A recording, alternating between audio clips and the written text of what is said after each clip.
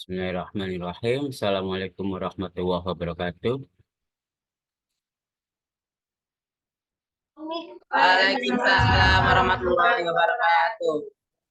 Sebelum kita mulai perkuliahan pagi hari ini, kita awali dengan baca suratul Fatihah. Semoga dengan doa ini apa yang kita pelajari nanti dapat kita pahami dengan baik, sehingga dapat memudahkan dan berlancar dalam penulisan tugas akhir kita. Ala hadiniyah wa ala kulli sholihat al-Fatihah.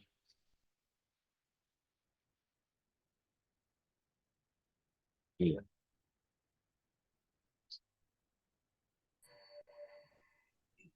Amin amin ya rabbal alamin. Pagi hari ini adalah kuliah pengganti jadwal yang tanggal merah pada minggu ini, sehingga kita lakukan pada hari Jumat. Eh, Namun nanti siang tetap kuliah ekonometri ya, sesuai jadwal karena hari ini sebenarnya jadwal ekonometri pada siang nanti ya. Untuk komputasi keuangan setelah UTS, materi yang sesuai dengan silabus yang saya janjikan di awal adalah Bennett difference method, yang mana metode ini metode yang berbeda dengan dua metode sebelumnya yang pernah kita pelajari. Bennett difference method atau metode beda hingga.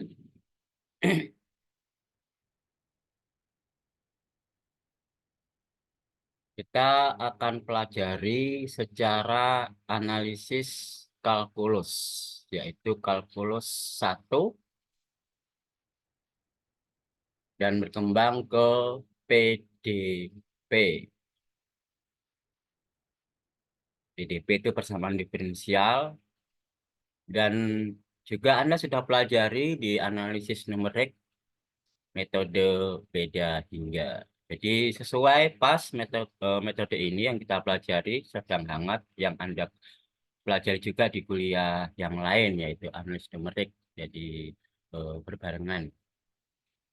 Metode beda hingga itu menggunakan konsep deret Taylor, di mana deret Taylor itu adalah deret pendekatan fungsi. Gunanya untuk mencari atau menentukan nilai fungsi yang tidak diketahui berdasarkan nilai fungsi yang lain, terutama yang dekat dengan dia. Jadi, misalkan saya ganti 8,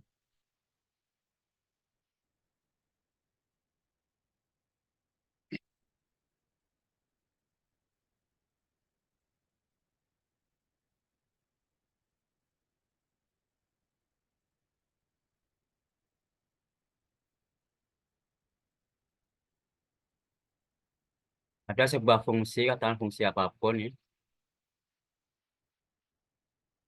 ada nilai yang tidak diketahui, katakanlah nilai pada titik X, nilai fungsi pada titik X, tidak diketahui data, bisa saja datanya itu miss, hilang, atau memang belum ada. Atau memang fungsi ini adalah discontinue pada titik X. Artinya tidak terdefinisi di titik X. Banyak ya fungsi-fungsi yang tidak terdefinisi pada suatu titik X. Misal aja katakanlah sebagai fungsi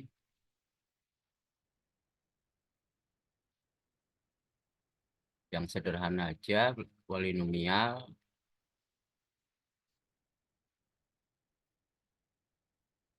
Fx sama dengan 2 per X min 3. Maka fungsi ini continue atau discontinue?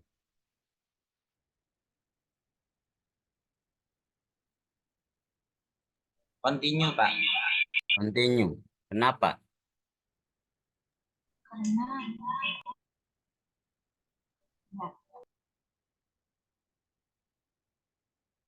Kenapa udah? mendekati suatu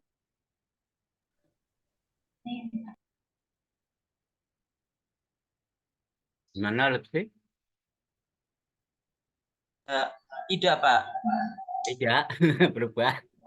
Sebentar, Pak. Masa nggak tahu jawabannya beralih jawaban. Nggak tahu alasannya beralih jawaban.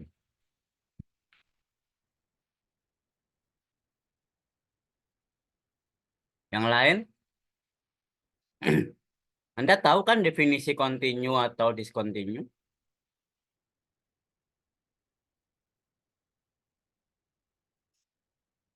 Jangan nggak tahu. Kalau nggak tahu ya memang nggak bisa menjawab dong. Ayo pakai chat GPT. Ayo di Iya, Pak. aplikasi. Bentar, Pak.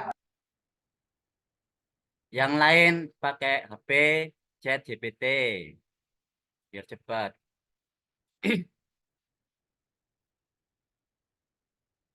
Mumpung online.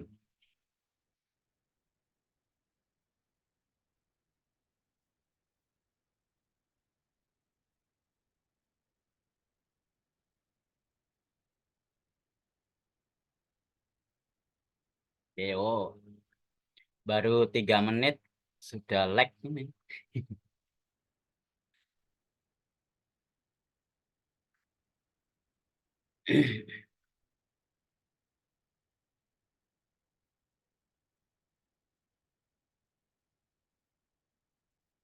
Discontinue, Pak. Gimana Wildan?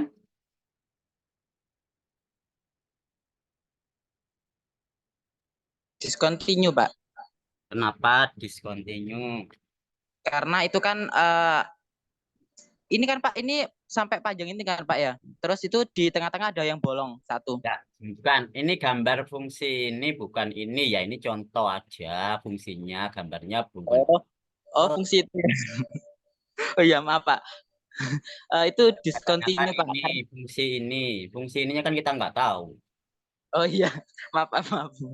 Itu Pak, eh, efeknya discontinue Pak, karena titiknya terputus Pak ketika di X-nya itu sama dengan 3. Jadi itu bukan continue, karena kalau continue kan fungsinya nyambung gitu Pak, tidak terputus.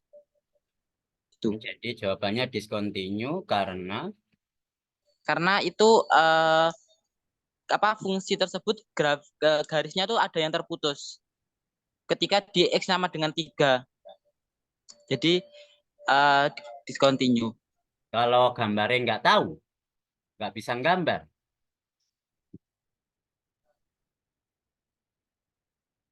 Enggak kan alasannya dari gambar. Kalau gambarnya nggak tahu, nggak bisa gambar. Substitusi, Pak. Substitusi, Pak. Maksudnya, Dicari Ah. X yang menyebabkan discontinue. Kan kebetulan X-nya kalau 3, itu Ya. nanti menyebabkan fungsinya discontinue. kenapa kalau discontinue? Kalau X-nya 3, Iya, Karena karena pembaginya tidak Iya. boleh sama dengan 0. ketika penyebutnya tidak boleh sama dengan 0. kenapa kalau 0? Karena Nanti tidak terdefinisi. Nah, itu yang penting. Karena fungsi ini tidak terdefinisi di titik X sama dengan 3. X sama X sama dengan 3. Tidak terdefinisi itu artinya ya pun tidak punya nilai. Karena akan penyebutnya akan bernilai 0 kalau X sama dengan 3. Menurut aturan matematika, penyebut kalau nilainya 0 itu artinya tidak terdefinisi. Sehingga fx tidak terdefinisi, tidak punya nilai di X sama dengan 3. Anda menyebutkan satu alasan saja sudah cukup menyatakan bahwa fungsi f adalah discontinue. Paham, Aksan? Ada pertanyaan, Aksan?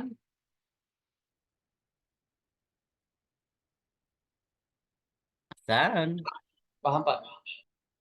Paham ya? Jangan menanyakan ulang pertanyaan yang sudah dibahas ya. Oke, katakanlah gambarnya misalkan ini pada X sama dengan 3 discontinue. Ini fungsi linier ya. X sama dengan 3 discontinue karena tidak terdefinisi di X sama dengan 3. Tetapi di sekitar 3 itu pasti punya nilai karena dia terdefinisi di semua titik. Bahkan dia hanya tidak terdefinisi di X sama dengan 3 saja. Jadi di yang lain itu semua adalah terdefinisi. Meskipun cuma ada satu yang terpotong, itu artinya fungsi ini discontinue dengan penjelasan pada titik X sama dengan 3. Oke, sekarang kita mau mencari berapa nilai fungsinya. Karena tidak terdefinisi, kita bisa menggunakan pendekatan. Secara kalkulus menyatakan, fungsi yang tidak diketahui bisa didekati melalui limit. Limit itu kan istilahnya pendekatan ya. Limit itu ada limit kiri, ada limit kanan.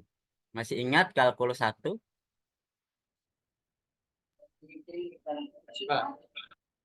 Siapa Aksan, dosenmu Aksan?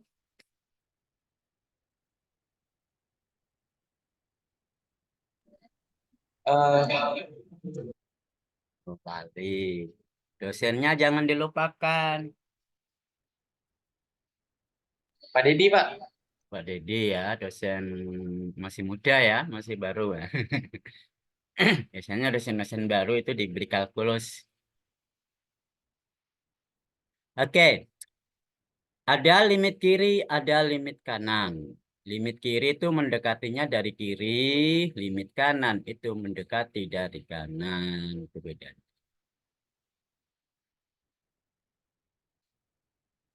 Sekarang kalau masih ingat dosennya, ingatkah materinya? Saya tanya, apa hubungan antara limit kiri dan limit kanan?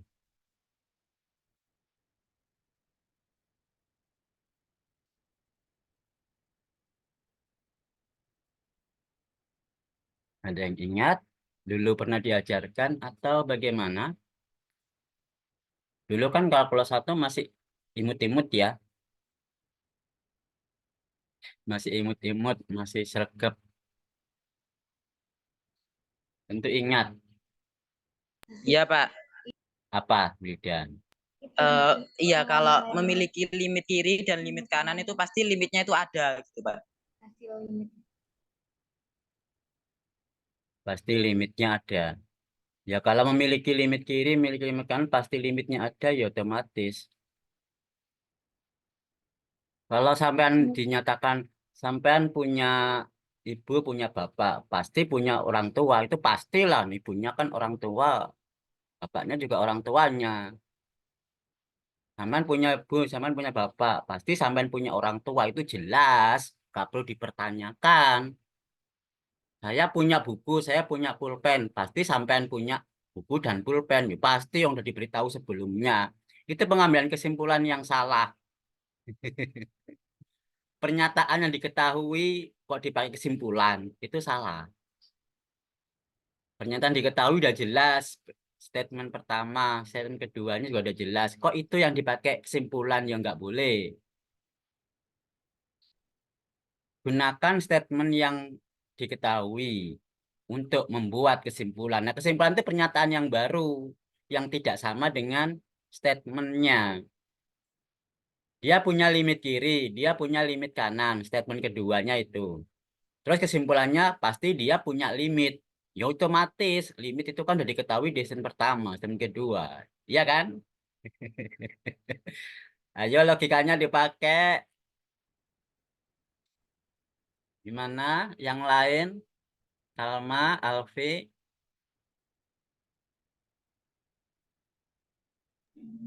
Itu Pak hubungannya mempengaruhi syarat kekontinuan. Syarat kepentingan apa? Kekontinuan, kontinuan. Kontinu ya berarti.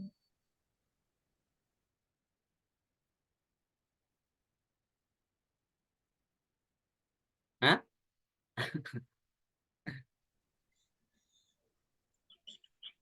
Kekontinuan itu Pak. Continue. Tulisannya nu, jangan nu. Continue. Iya Pak. Ulangi Lutfi. Apa tadi aku ngomong ya? Itu Pak. Jadi salah satu syarat fungsi kekontinuan. Apa itu? Hubungan antara limit kiri dan limit kanan adalah hubungannya apa? Apa ya hubungannya? Bentar Pak. Tanyanya kan itu. Heeh. Hubungannya ya. Cek Pak.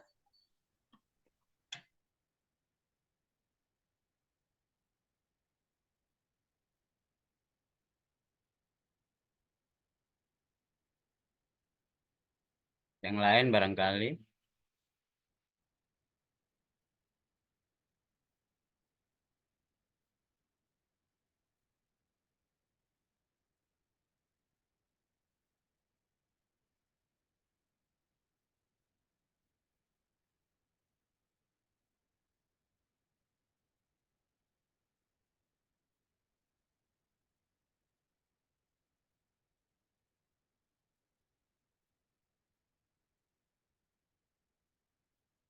Ya, saya tunggu.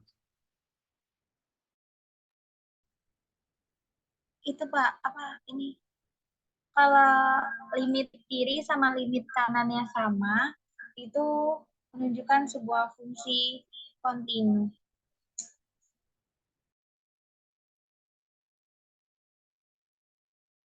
Fungsi kontinu. Ya kan?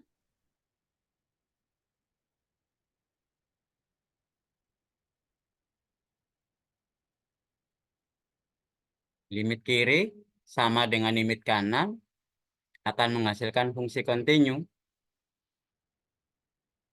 Ya, Itu sebuah fungsi.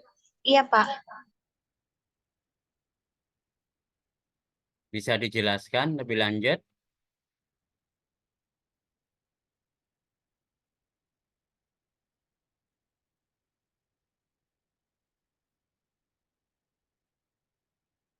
Boleh pakai share screen kalau diperlukan karena butuh coret-coret.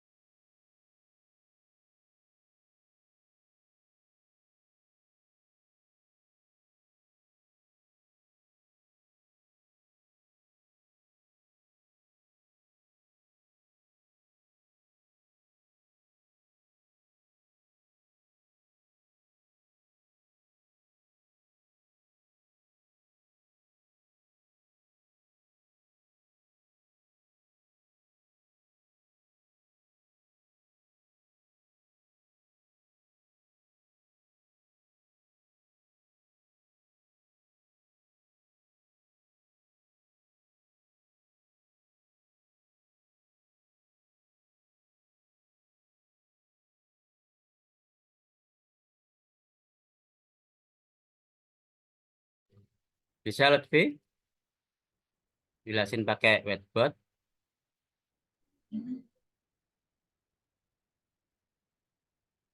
Sebentar Pak, masih oret-arit dulu Pak.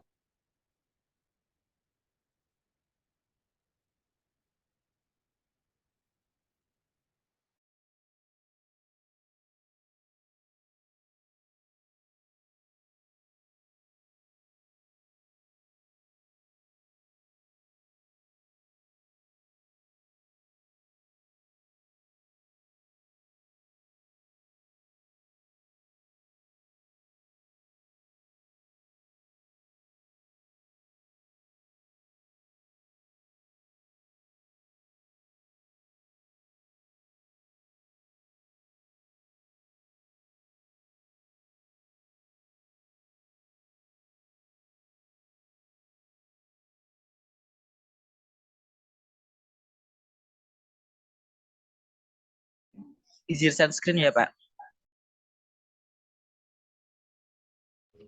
Ya, silahkan.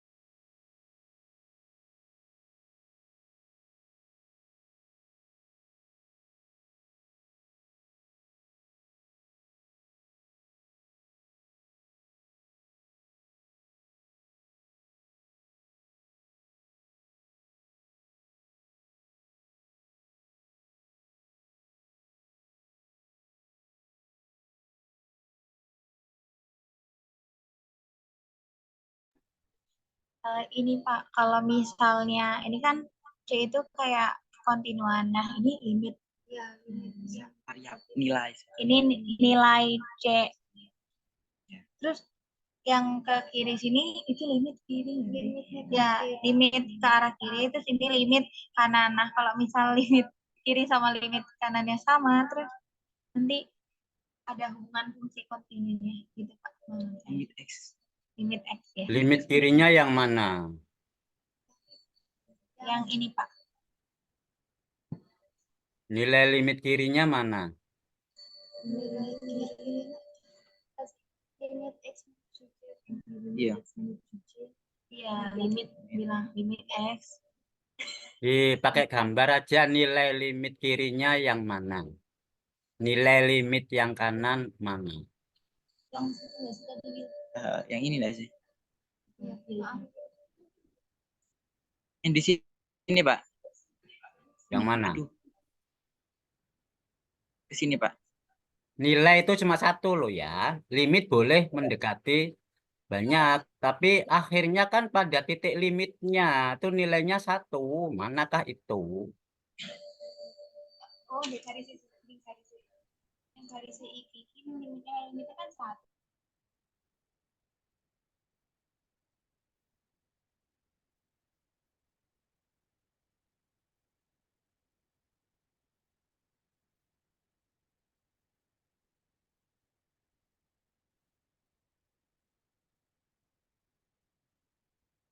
Di titik tengah ini ya Pak.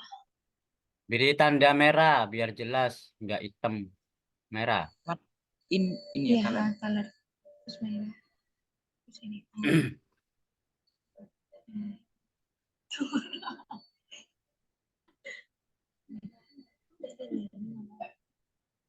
Kamu pegang aja. Di situ titik merahnya nilai limit kirinya. Iya Pak. Di situ nilai limit kiri. Limit kiri itu sampai mana sih? Yang mendekati dari kiri itu sampai mana? Apakah sampai titik C? Eh? Apakah sampai titik C? Enggak Pak, mendekati C. Mendekati, nggak mungkin sampai. Namanya limit itu hanya pendekatan, nggak pernah sampai. Nah, kok nilainya ada di atasnya titik C? Ya kan nggak mungkin, ya bukan pendekatan lagi. Namanya mendekati itu hanya mendekati saja, bukan menggantikan. Sekarang mana nilai limit kiri, nilai limit kanan. Namanya limit itu pendekatan. Di mana? Di sini Pak. Itu limit kiri. Sebelum Iya. C ya. Iya Terus Pak. limit kanan. Terus di setelahnya C. Warna. Buat warna biru Pak ya. Ya, itu. Nilainya sama. Ya. Iya Pak. Kalau kebetulan itu gambarnya garis linier, pasti sama, Mbak. Coba kalau liniernya menaik, sama enggak? Itu linier konstan pada garis lurus, ya enggak itu? Kalau Iya. liniernya menaik atau menurun, bukan garis lurus, sama enggak nilai pendekatannya?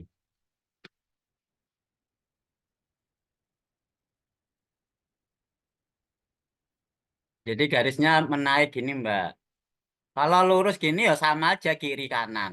Dimanapun dia berada, kiri kanan sama. Iya toh? Kalau naik atau menurun, sama enggak?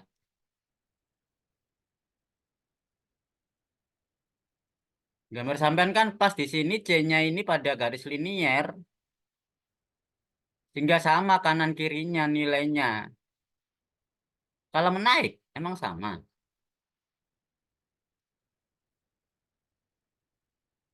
Ayo, gimana Wildan?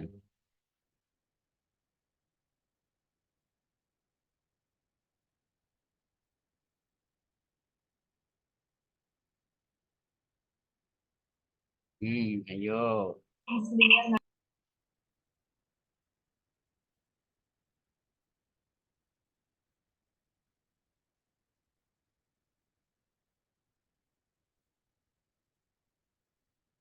Yudan kalkulusnya dapat A toh.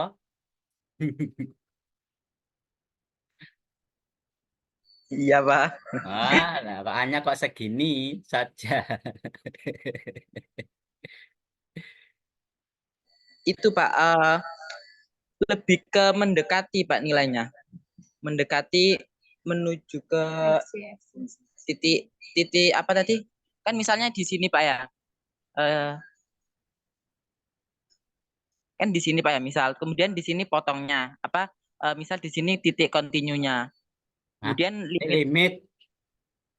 limitnya titik yang tidak terdefinisi itu Pak. Oh, titik yang tidak Yang terdefinisi ya di sumbu X lah, bukan di situ. Itu kan nilainya. oh, ya maksudnya kalau gambarnya terputus gitu Pak. Oh, discontinue di titik itu maksudnya. Coba eh, dibuat gambar lagi nih, saya hapus. Iya Pak.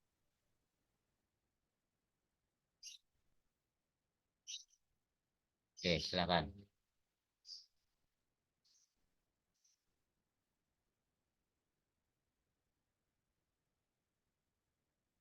Fungsi linear menaik misalnya.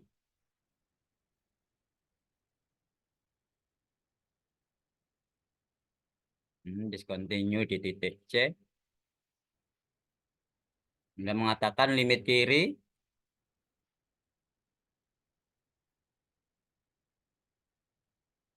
apakah sama dengan limit kanan dari titik C?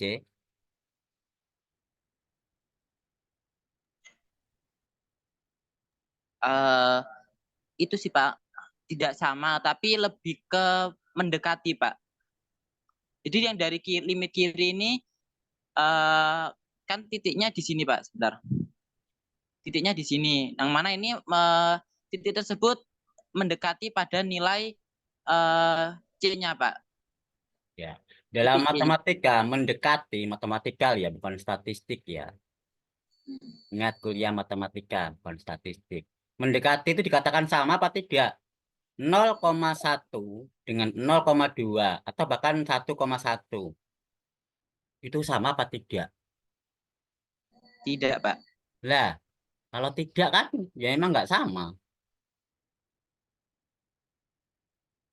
Meskipun mendekati. Berarti hubungannya antara limit kiri dan limit kanan, kalau dia mendekati itu kan nggak sama. Ya kalau sama dengan persis itu linier tadi. Linier yang konstan. Dimanapun dia berada, pasti sama. Limit kiri, limit kanan. Tapi kalau garisnya tidak konstan, seperti ini kan nggak sama. Anda mengatakan dia jadi continue ya. Kalau sama ya. Iya Pak, kalau continue. Kalau sama continue. Ini limit kiri, limit kanan sama apa enggak? Enggak Pak, beda. Beda. Ya. Jadi kalau beda dia Discontinue. kalau sama Continue. continue. Jadi Anda kalau menggambarkan seperti ini yang sama apapun dia berada itu continue. Di titik ini discontinue, enggak sama.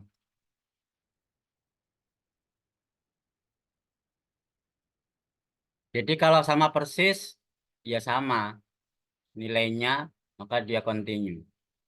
Nah, kalau continue sebelum discontinue ke discontinue. Nilai ini kan tidak ada ya, nilai FC itu tidak terdefinisi, itu namanya discontinue. Tidak terdefinisi itu adalah sama dengan atau tidak sama dengan R. Karena ini tidak terdefinisi, bukan sebuah bilangan real, namanya tidak terdefinisi untuk FC. Kalau fungsi ini tidak kontinu di titik C, apakah fungsi ini bisa diturunkan di titik C? Atau istilahnya terdiferensiabel di titik C?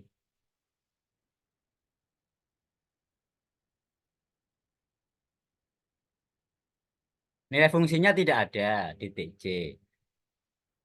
Terus, apakah nilai F asen C itu ada? Kalau di simbol matematika kan gini. Artinya dia terdiferensiabel di titik C. Apakah ini ada?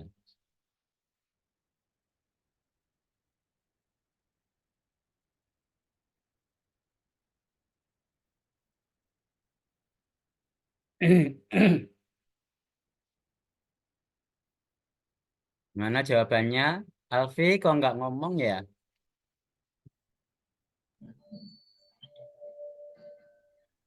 Kalau discontinue-nya itu yang tak terdefinisi seperti fungsi yang tadi, Pak, itu ada turunannya.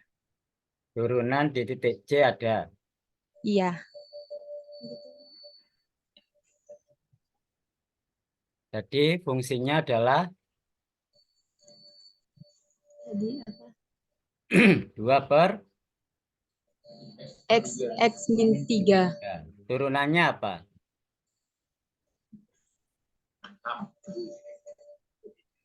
F asen X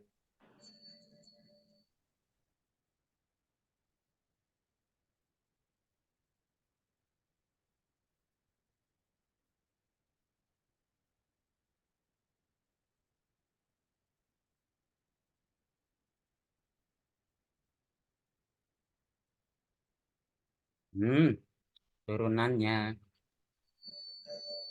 Min 2 per X min 3 pangkat 2, Pak.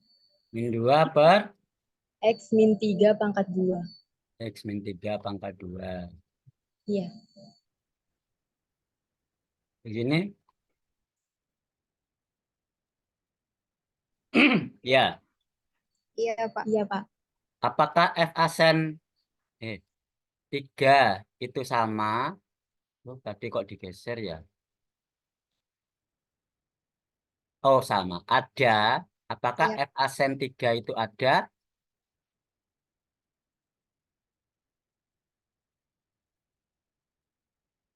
Aman bilang ada. Nggak ada, Pak. Enggak ada. Iya, Pak. Lawang dia aja fungsinya enggak ada. Apalagi turunannya. Orangnya aja enggak ada. Apalagi anaknya.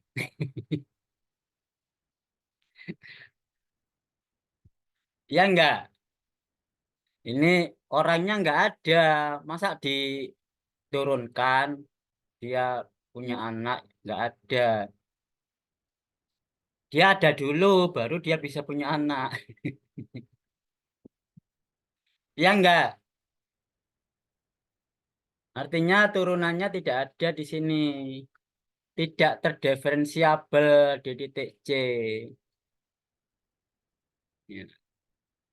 Kalau dia kontinu, baru dia terdiferensiabel.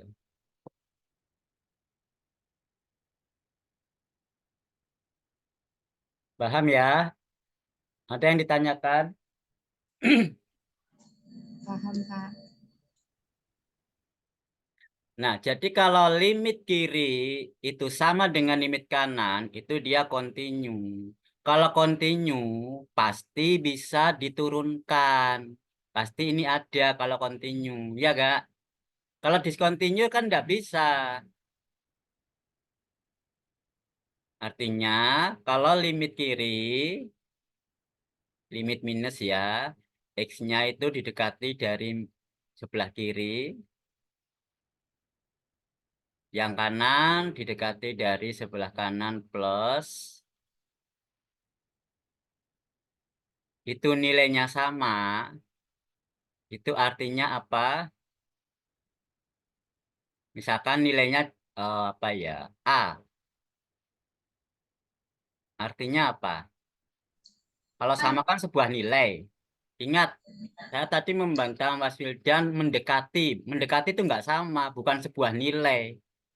Nilainya ada dua, 0,1 dan 0,11. Beda. Terus yang ditulis di sini apa? Yang 0,1 apa 0,011? Lah kan bingung ini kalau nggak sama. Harus sama persis. Persis dalam matematika itu sama persis kalau dikurangi 0. Kalau statistik, statistik kan ada toleransi. Ini dengan ini kan beda dikit. Boleh-boleh lah sama. Itu statistik. Matematika exactly. Paten. Kalau ya, iya. Kalau enggak, ya enggak. Beda dikit, ya enggak. Itu matematika. Oke, berarti sebuah nilai A. Maka A ini bisa dikatakan sebagai nilai fungsi turunannya dari X.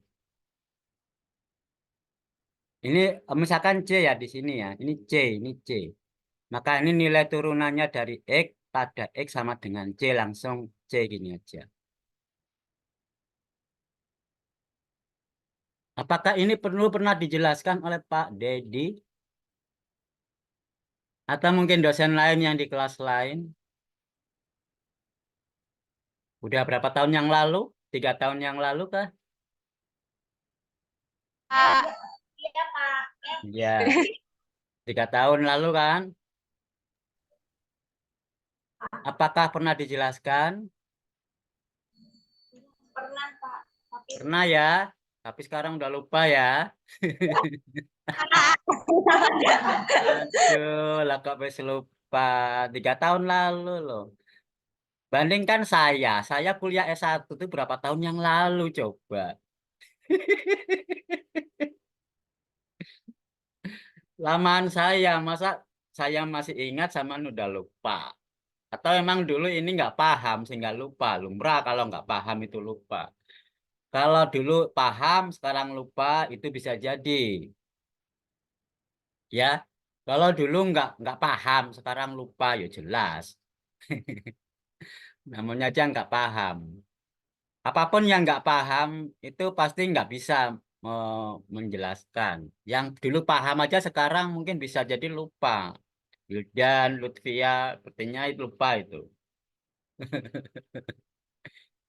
Jadi limit kiri, ini min C itu mendekati dari titik C ya, tapi nggak sama dengan C. Mendekati sebelah kirinya C. Ini mendekati dari sebelah kanannya C. Dan itu nilainya sama persis, tidak boleh ada beda dikit pun. Maka itu akan katakanlah sebuah nilai A, nilai tertentu. Itu akan menjadi nilai turunan fungsi tersebut pada titik C. Paham ya? Kalau tidak percaya, buktikan dengan mencoba fungsi tertentu. Kalau tidak percaya, tapi sementara percayalah. Nanti aja nggak percayanya. Ada ditanyakan? Karena ini konsep teorema kalkulus 1 ya. Ya kalau nggak percaya buka bukunya deh, meskipun tidak dicoba sendiri. Dulu buku kalkulusnya pakai apa ya? Pursel, Pak. Pursel. Bukan Purcell. Purcell.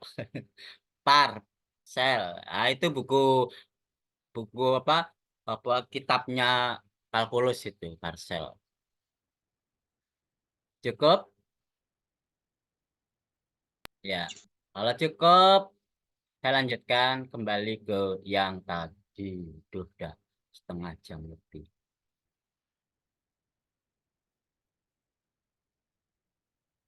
Oke. Deret Taylor, kembali ke deret Taylor yang merupakan fungsi pendekatan. Nah, ini mendekati dari mana? Dari mana ini jelas mendekatinya boleh dari kiri, boleh dari kanan ya, pendekatan. Itu limit kalau dalam konsep kalkulus dengan menggunakan konsep turunan atau diferensialnya.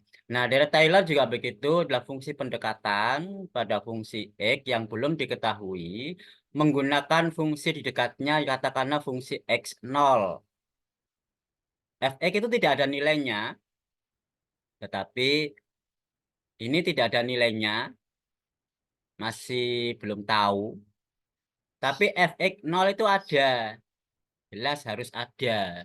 Kita menggunakan nilai ini sebagai nilai awal, didekati dari tetangganya, katakanlah begitu. Kemudian ditambah dengan turunannya. Setelah tetangganya baru anaknya. Anaknya tangga maksud saya. Ini kan turunannya dari X0. Kemudian selisihnya. Dikalikan dengan selisihnya. Seperti ini katakanlah biar sampean paham dan gampang ingat, saya buat ilustrasi. Sampean mencari siapa ya? Mau mendekati jodohnya lah pasti. Mas Wildan aja ya, atau siapa? Aksan aja Pak, Aksan Pak. Aksan.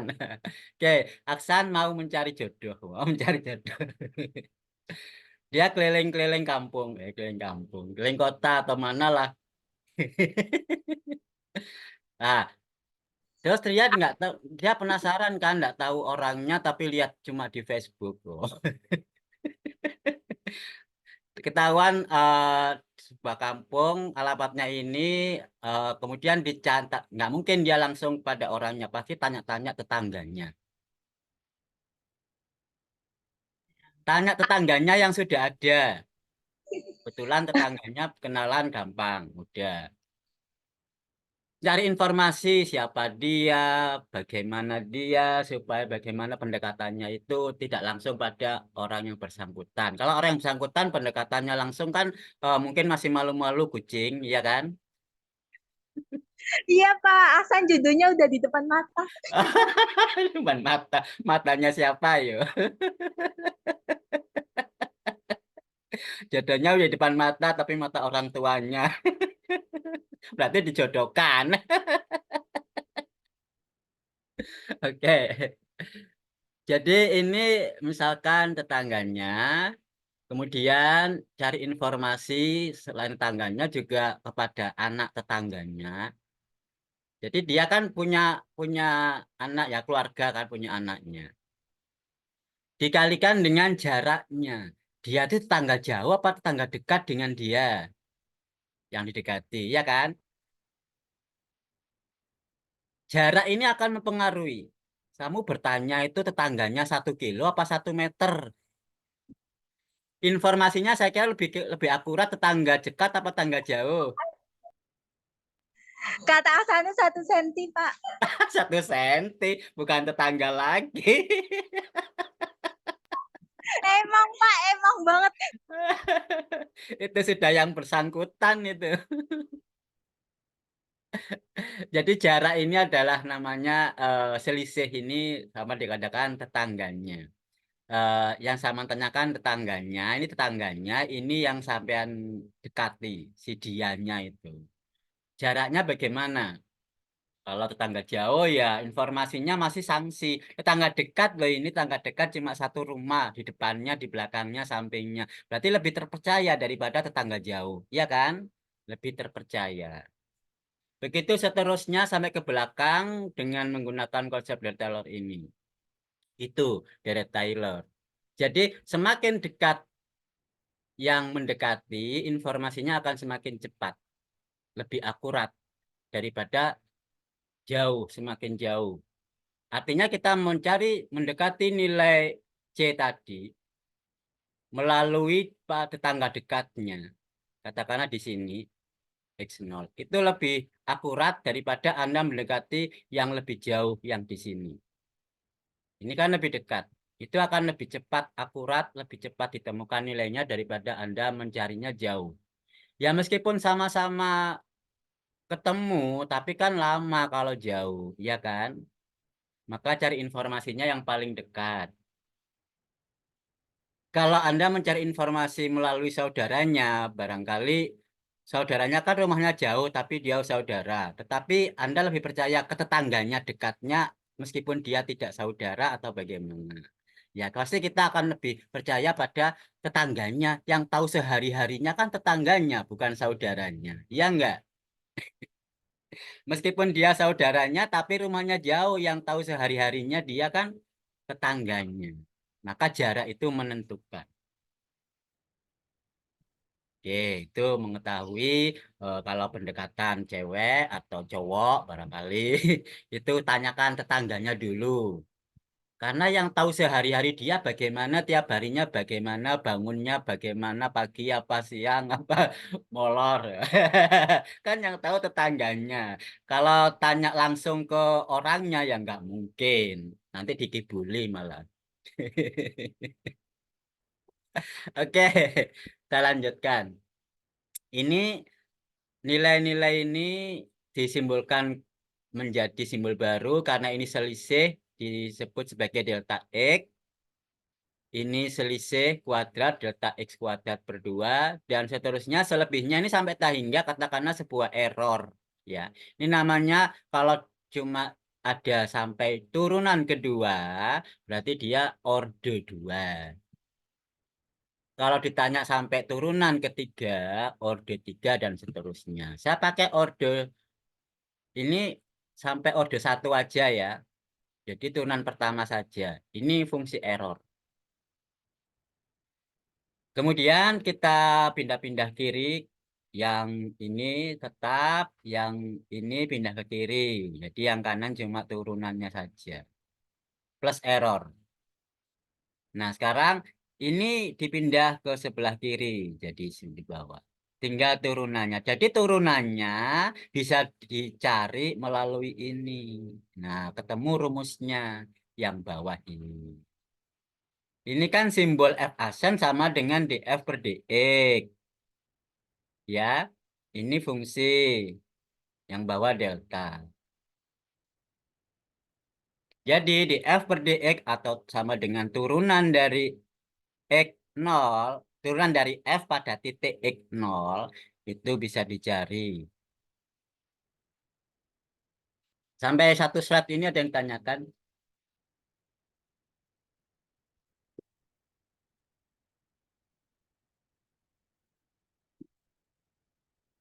Nggak ada? Pak saya Pak, Oke, silakan, Sam. yang di ini Pak, penjabaran dari fx itu kan ada titik 3 ya Pak. Itu sampai mana Pak? Sampai f aksen n atau bagaimana Pak?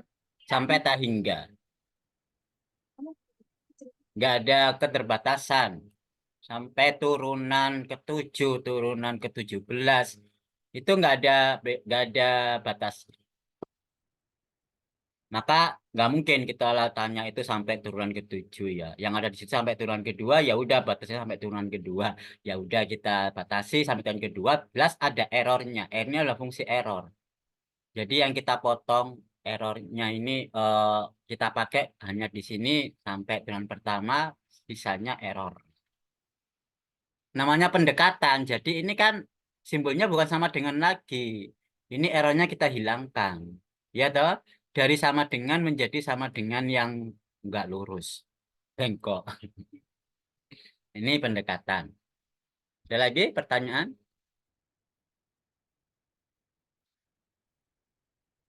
Cukup? Saya lanjutkan slide selanjutnya.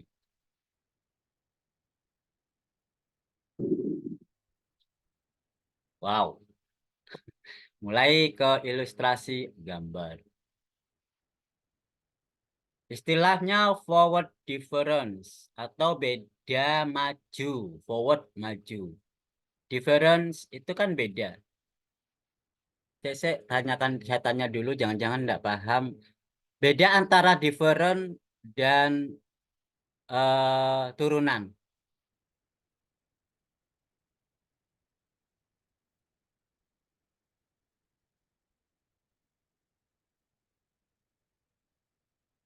Apakah different itu turunan? Beda atau sama? Beda, Pak. Bedanya di mana, Mbak Lutfi?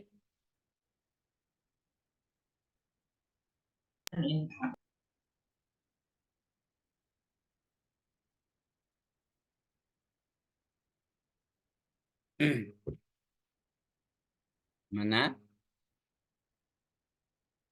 Kalau yang eh, Setahu saya Pak ya, kalau yang turunan itu yang DF-nya saja, kalau yang different itu yang DFI per DX. Pakai pakai coret-coretan coba Mas Wildan.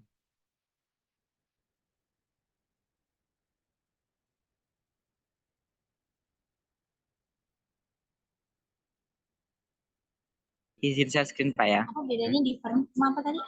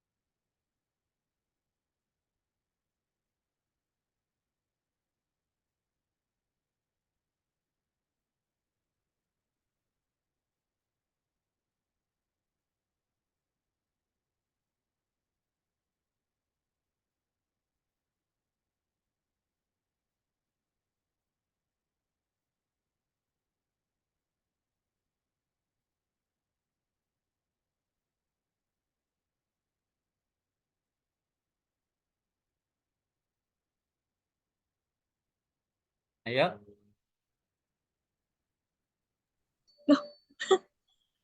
Itu Pak yang D kecilnya itu differentnya. Terus Terus Kan yang nanti kalau ada yang kalau sama yang DX sama DY-nya itu turunannya. turunannya. berarti sudah saya jelaskan dulu ya. Iya Iya Pak, Pak. Pak tahu. Masa udah lupa. Saya ingat menjelaskan ini pada sampean-sampean. Sampean mungkin lupa, bolehlah sampean lupa, tapi jangan lupakan dosennya. Tidak itu Pak. Enggak Pak. Oke, cukup ya. Jadi yang atas ini difference, yang bawah juga difference. Makanya simbolnya D. Kalau dua-duanya bergabung dalam bentuk pecahan seperti ini, maka akan menjadi turunan. Maka istilahnya kan beda. Ini difference. Bahasa Inggrisnya difference. Kalau turunan bahasa Inggrisnya apa? Derivatif. Derivatif. Yang Saman pelajari sekarang option pricing itu adalah financial derivatif, turunan keuangan. Ya, buku-bukunya kan financial derivatif. Jadi turunan dari keuangan. Oke, cukup. Saya lanjutkan kembali ke slide. Forward difference, di mana forward difference itu adalah beda maju. Kalau beda maju berarti yang kita dekati itu tetangga depannya. Tetangga depannya. Jadi DF didekati dari F+1. Ini jarak tetangga. Kalau mundur didekati dari belakangnya. Kalau mundur kan berarti yang depan dikurangi belakang. Ini kalau maju pasti yang depan dikurangi dia. Nah, kalau tengah-tengah, tengah-tengah seperti ini gambarnya. Kalau tengah-tengah, dia dekati dari kiri, dari kanan, maka karena yang mendekati kiri kanan dibagi dua. Kalau ini didekati dari belakang. Kalau ini dekati dari depan. Di forward difference, dan backward difference, dan ini sentral, tengah-tengah dia berada, tapi dekati dari kiri kanan. Makanya dibagi dua. Paham tiga istilah ini? Paham Pak. Paham Pak. Oke. Sekarang kita gabungkan antara forward dan backward. Kita gabung. Nah, kalau forward dan backward digabung, ini kan turunan pertama, ini turunan pertama juga. Kalau digabung, digabung itu artinya dikumpulkan jadi satu sebagai pendekatan berkelanjutan. Itu berarti kan turunan kedua. Sehingga hasilnya adalah ini. Loh kok bisa, Pak? Ini PR aja daripada saya tanyakan sekarang. Karena pasti kalau saya tanyakan sekarang nggak cukup 10 menit.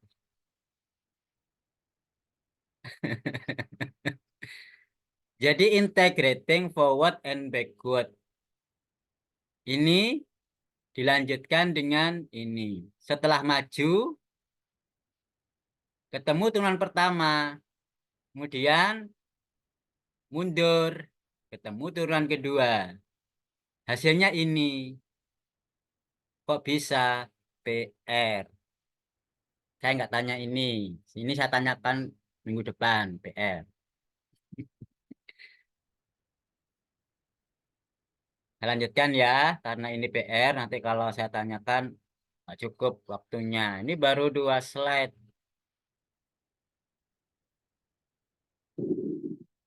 Masuk pada konsep terapan. Black Soul.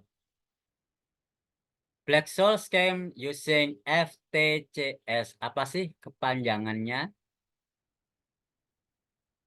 Ya, saya Forward tulis. time, center, space, Pak. Iya, sudah saya tulis. Kalau saya tanya Oh, sama iya. bisa berarti. Ada di Anum, Pak. Enggak kok, Pak. Tahu kok, Pak, dari Oh, Anum. ada pernah di Anum, tadi sedang membahas juga kan. Ya, berarti masih hangat. Forward time, central space. Jadi bahasa Indonesianya apa? Belum dapat, Pak. Itu eh, kembali apa waktunya itu dari sebelum ya mundur, waktu mundur, terus space-nya itu beda maju. Oh iya, jarak. Nah, Oke, space itu Beda maju, space itu apa? Space ruang, ruang. Sentral tengah, pusat. Nah, Oh iya, beda pusat. pusat ya, pusat atau tengah. Forward time Beda beda maju. maju. maju forward. Jadi ruang tengah ya, ruang tengah beda maju. Tapi bedanya pada waktu ya, menggunakan waktu. Maka saya simpulkan do to. To itu waktu ya, to. Do V. V itu apa? Apa Cahyo? V. Biasanya Cahyo diam ini ngantuk. Cahyo. V itu apa Cahyo?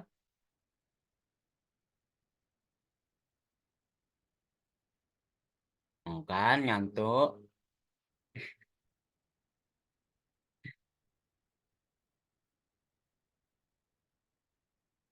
Ayo, apa itu V? Duh, kok nggak tahu? Hah? Space, Pak. Apa? Space. Hei, yang sama pelajari selama ini hampir 3 bulan. V itu apa?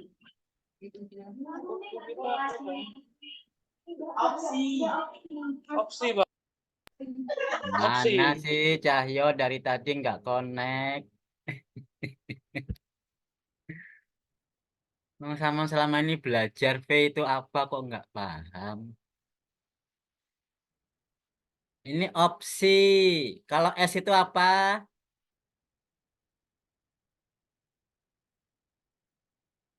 Jarang, S.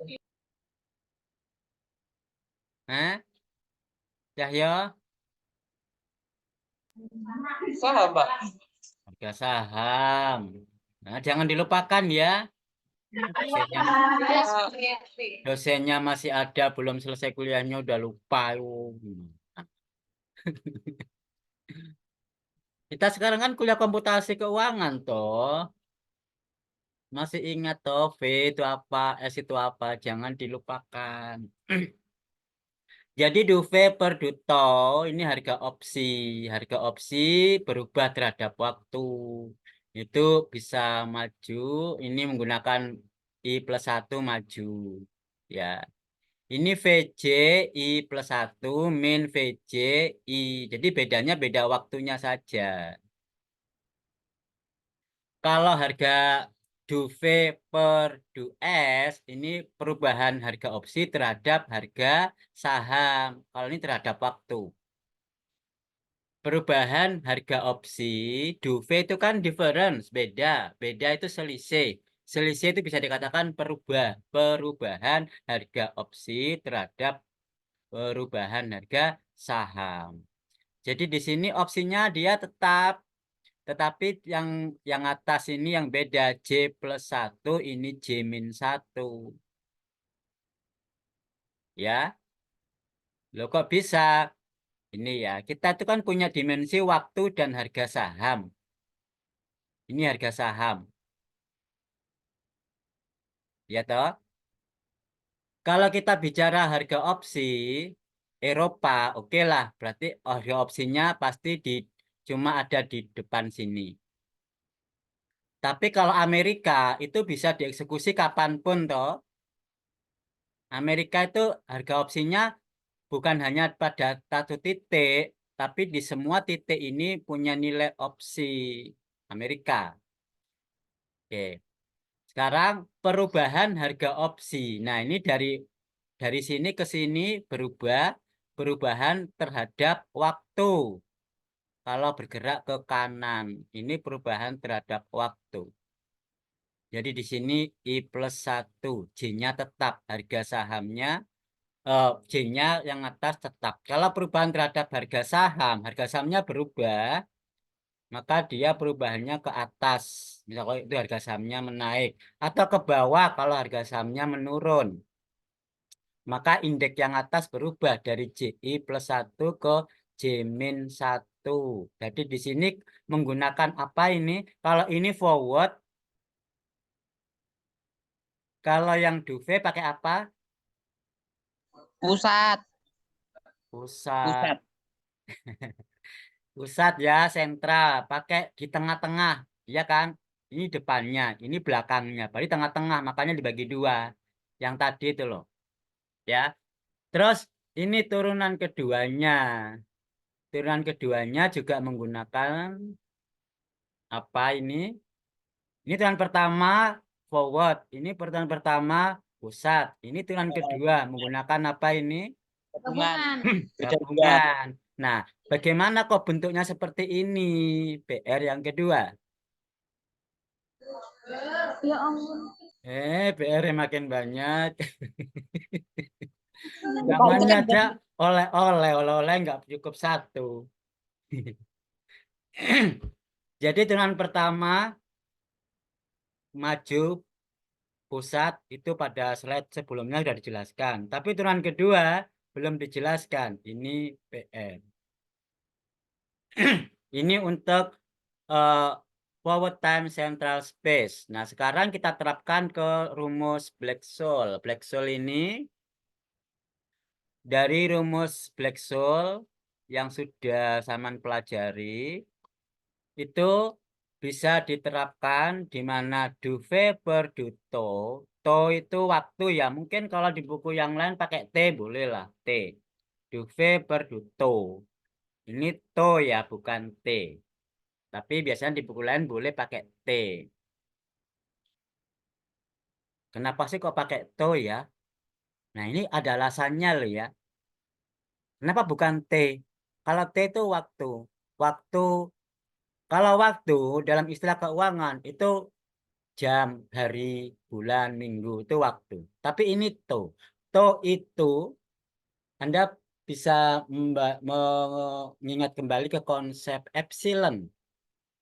Terapan ke epsilon itu sebuah bilangan yang bagaimana sih epsilon itu?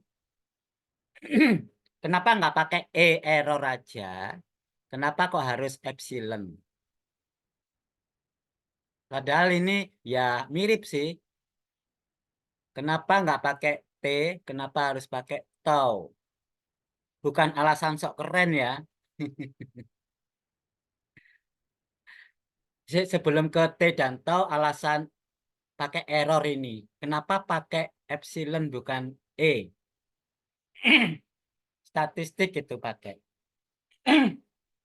Kalau di ekonometrika juga dipakai. Mungkin ada yang tahu? Ya. Error itu kesalahan yang umum. Bisa salah satu, bisa salah dua, bisa salah tiga, plus minus ya, salah itu. Tapi kalau epsilon, dia benar-benar salah, tapi salahnya nggak sampai satu. Dia itu salahnya kurang dari satu. 0,0.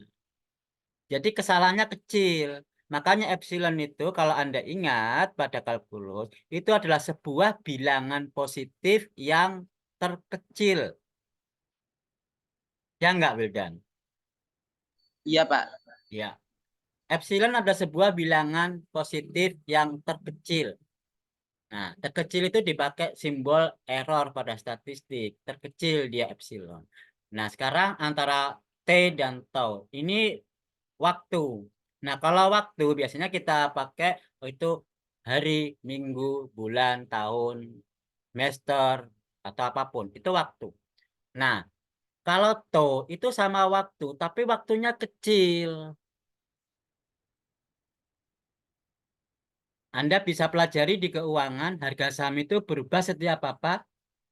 Tiap detik. Setiap detik. Makanya Anda partisi sampai 1000, 2000. Itu bahkan sekian detik. Makanya menggunakan satuan, menggunakan variabel yang lebih kecil, yaitu tau. Paham ya alasannya ya? Jadi Iya, Pak. perubahannya sepersekian detik. Kalau T itu umum, waktu, hari, minggu, jam, itu besar waktu. Kalau tau itu kecil waktunya. Oke, sekarang kembali ke sini. Ini Black-Scholes, Duvet per Duto.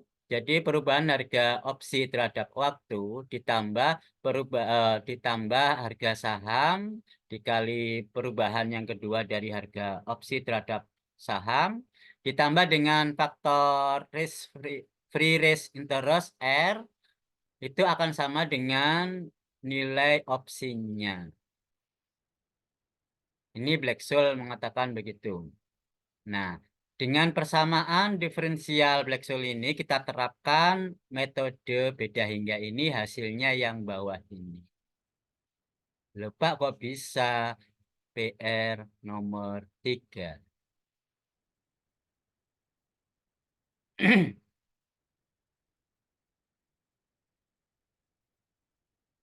Cukup? Wow, PR-nya sudah 3. Ini 3 slide, PR-nya 3. Anda sekarang sudah mulai belajar metode yang baru, makanya teorinya dulu. Sebelum prakteknya. Teorinya susah, prakteknya kayak apa ya? Susah lagi dong.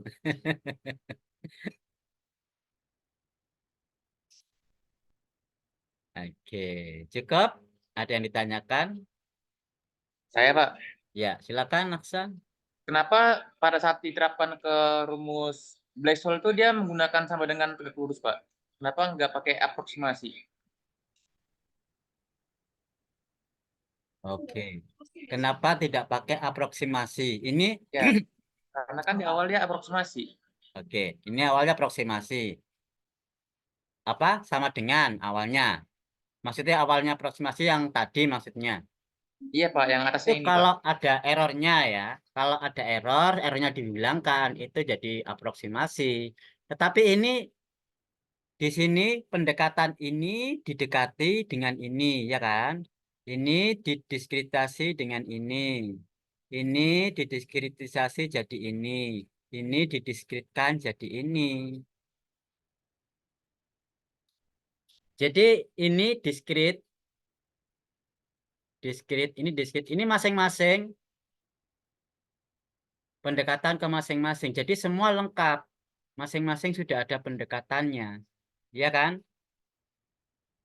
Jadi kalau di sini dikati, maka semua jadi dikati. Nah, kalau di sini, kalau namanya dikati, yang kanan kan punya error.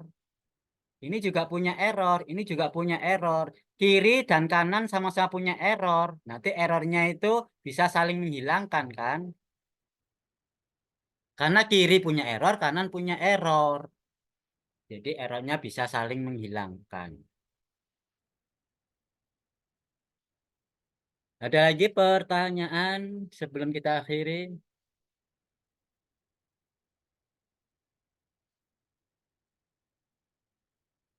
Cukup? Ya, silakan cari referensi untuk mengerjakan tugas ini. Nggak mungkin sampean belajar sendiri tanpa referensi, ya kan? Banyak referensi, bahkan skripsi sudah ada. Skripsi sudah sejauh ini sudah ada loh ya. Apakah skripsi sampean itu basi?